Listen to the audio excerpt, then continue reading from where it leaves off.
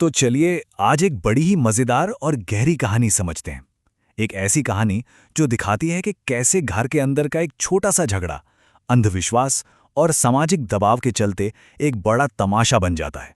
कहानी की शुरुआत होती है एक बड़ी सीधी सी लाइन से, लेकिन इसी में सारा ड्रामा छिपा है। घर में अगर कबरी बिल्ली किसी को प्यार करती थी तो वो थी रामू की बहू, और अगर रामू की बहू घर में किसी से नफरत करती थी तो वो थी कबरी बिल्ली। यहीं से जंग का मैदान तैयार हो जाता है। तो पहले पहल तो ये कहानी एक आम घर की लड़ाई जैसी लगती है। एक बहू और एक बिल्ली के बीच की खींचतान, एक घरेलू युद्ध कह सकते हैं। तो मैदान में हैं दो खिलाड़ी।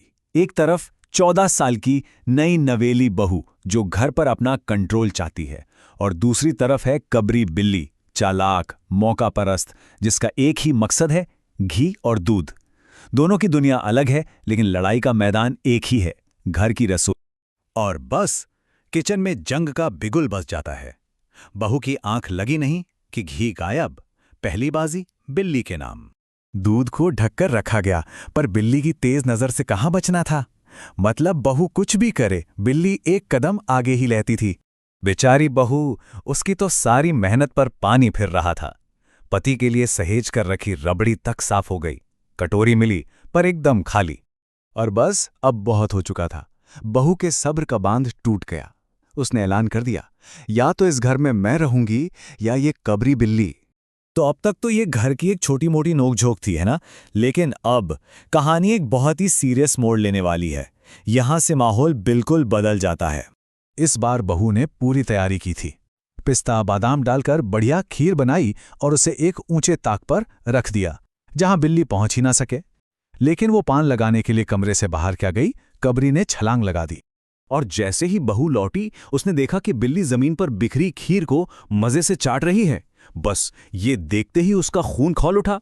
दिमाग पर गुस्सा इतना हावी हुआ कि उसने पास पड़ा लकड़ी का भारी पाटा उठाया और पूरी ताकत से बिल्ली को दे मारा। और एक ही वार में सब शांत। बिल्ली न हिली, न उसने कोई आवाज की, बस वहीं औंधी पड़ी थी। एक पल का गुस्सा एक बहुत बड़ी घटना बन चुका था। यहां से मामला बिल्ली और बहू का नहीं रहता। अब मैदान में उतरता है समाज। एक मामूली दुर्घटना को फौरन एक बहुत बड़े पाप का नाम दे दिया जाता है।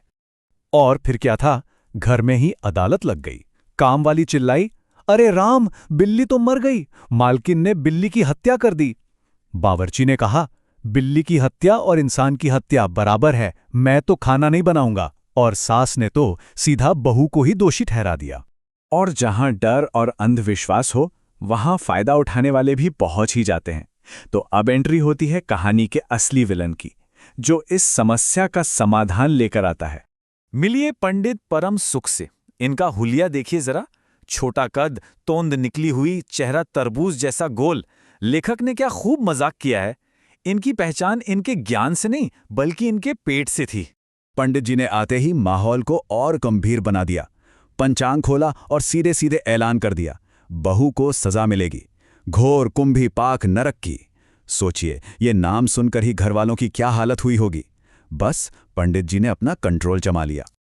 अब शुरू होती है सौदेबाजी। मतलब नरक से बचने के लिए डिस्काउंट मांगा जा रहा है। पंडित जी ने कहा, बिल्ली के वजन के बराबर यानी 21 तोले सोने की बिल्ली दान करनी होगी। सास बोली, अरे ये तो बहुत है, 1 तोले में काम नहीं चलेगा। और आखिरकार सौदा 11 तोले सोने पर पक्का हुआ। लेकिन रुकिए, कहानी सिर्फ सोने पर नहीं रुकी। पंडित जी ने जो लिस्ट थमाई, उसे देखकर तो लगता है कि वो प्रायश्चित नहीं, बल्कि अपने घर का साल भर का राशन भरवा रहे थे। 10 मन गेहूं, 1 मन चावल, 5 मन जौ। लिस्ट बहुत लंबी थी। और जैसे ही सास ने पैसों की बात की, पंडित जी ने अपना सबसे बड़ा हथियार निकाला, गिल्ट। सीधा कह दिया, रुपये तो हाथ का मैल है, अपनी बहू का पाप देखिए, खर्चा मत देखिए। ये होती है डर की मार्केटिंग। तो सौदा तय हो गया। प्रायश्चित की पूरी तैयारी हो चुकी थी, सब कुछ सेट था।